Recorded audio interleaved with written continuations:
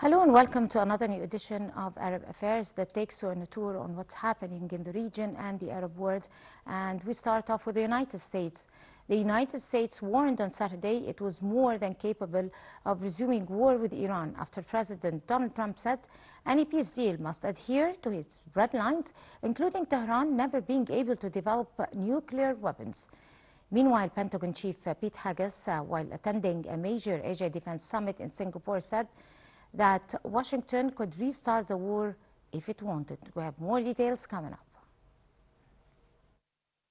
The United States warned on Saturday it was more than capable of resuming war with Iran after President Donald Trump said any peace deal must adhere to his red lines, including Tehran never being able to develop nuclear weapons.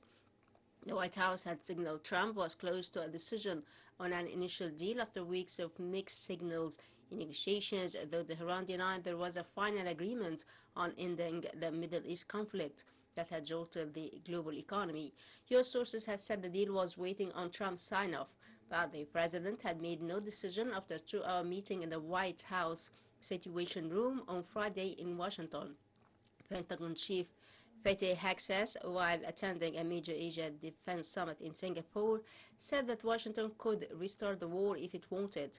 That echoed the U.S. Central Command, which posted on X that American forces remain present and fragments across the region. The efforts to strike a deal mediated by Pakistan were thrown into question this week by U.S. strikes on the southern Iranian port of Bandar Abbas, countered by retaliatory fire from Iran. Trump said in social media posts that his priorities in any deal included Iran agreeing to never developing nuclear weapons and the reopening of the blockaded Strait of Hormuz maritime route. In a phone call with the Emir of Qatar, Iranian President Masoud Pezeshkian said Iran was ready to achieve a dignified framework to end the war. In his post, Trump said that Iran would remove mines from the Strait of Hormuz and end its closure of the waterway with no tolls. The two countries would also coordinate on removing and destroying Iran-enriched uranium.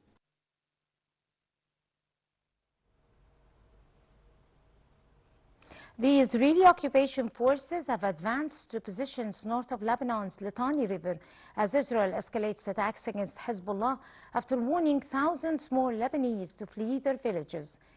The Israeli advance came as the U.S. military hosted Israeli and Lebanese defense representatives in Washington to pursue a U.S. brokered plan to forge a peace deal.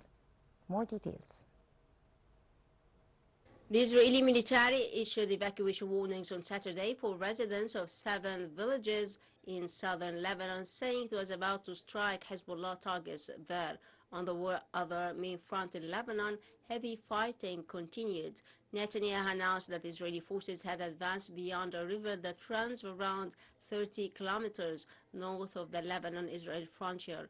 Hezbollah also said its forces launched attacks on northern Israel as well as Israeli troops trying to advance near the medieval fortress site Israeli forces had used as a base during their two-decade occupation of southern Lebanon ending in 2000.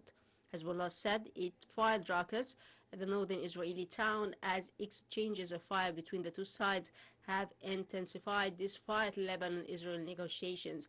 In at least 2 statements, the group said it launched a rocket barrage at the town in defense of Lebanon and its people. Ceasefire between Israel and Hezbollah was supposed to have taken effect on April 17, but has never been observed, with the two sides accusing each other of violating the truce.